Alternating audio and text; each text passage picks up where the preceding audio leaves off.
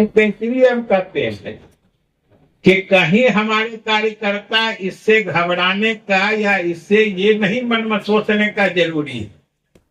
हम लोग एनडीए के सभी लोग पारदर्शी तरीके से काम कर रहे हैं, किसी में कोई दिक्कत नहीं, हम सब लोग मिलकर काम करते हैं। कल ही हमने कहा है, संयोग से यहाँ भी बहुत सारे हमारे अल्पसंख्यक भाई हैं कि भाई अल्पसंख्यकों को बहुत बरगलाने बहकाने की कोशिश होती है। अब समय आ गया कि आप भी अपने असली हसबखा को यानी असली हितैषी को पहचानिए। ये कौन आपका हितैषी है? नहीं तो गफलत और फरेब की सियासत जब होती है तो उसका माया जाल इतना फैलता है कि आप अपने मददगार को गुनहगार समझ लेते हैं और अपने गुनहगार को मददगार समझ लेते हैं, और इसी में सियासत पलट जाती। आप याद कर लीजिए कि आपके पिछले 5 साल के ही अगर घटनाओं को आप मुकम्मल तौर पे देखें, पिछले 5-6 साल का कितने तरह की अफवाह उड़ाई गई, कितनी तरह की बातें हवा में आई।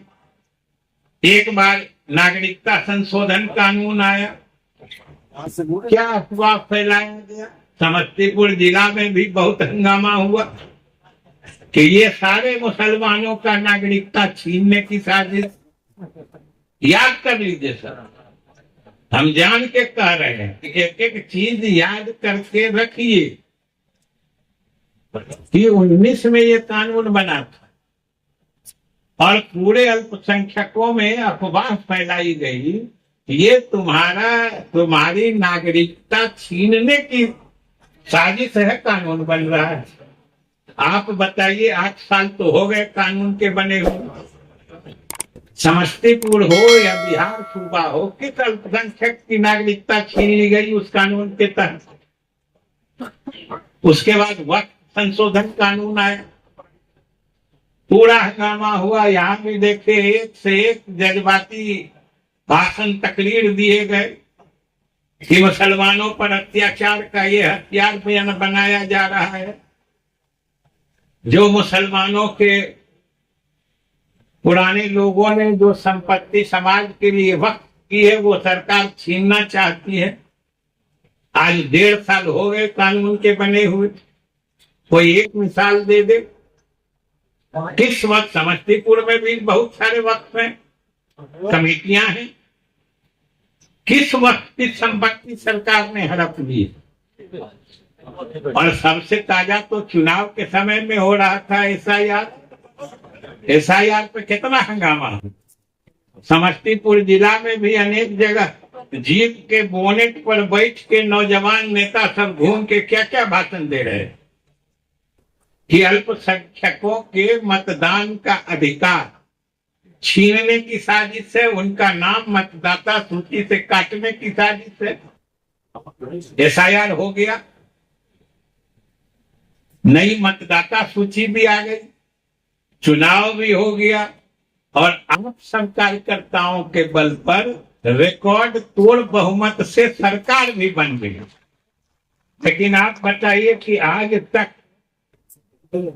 किसी पार्टी का कोई नेता एक उदाहरण दे पाया समस्तीपुर के किसी एक अल्पसंख्यक का नाम मतदाता सूची से काटा गया? बिल्कुल नहीं काटा गया। तो आखिर इस तरीके से ये झूठ, फरेब, गफलत की सियासत कब तक चलेगी? या बिहार के अल्पसंख्यक भाई, अकलियत के लोग इस फरेबी सियासत को कब तक सहेंगे? अब तो बेदारी होना ही होगा, नहीं तो ये लोग आपको गफलत में डाल के अपनी सियासत करते हैं।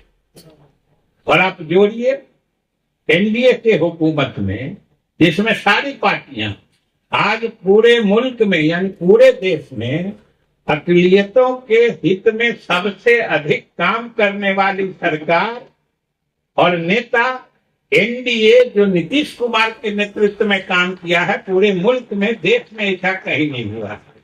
और भारतीय जनता पार्टी तो साथ में है।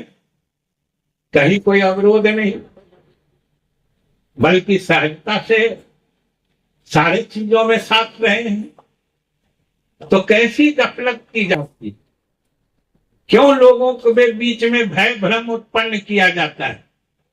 इससे तो सतर्क रहना हो।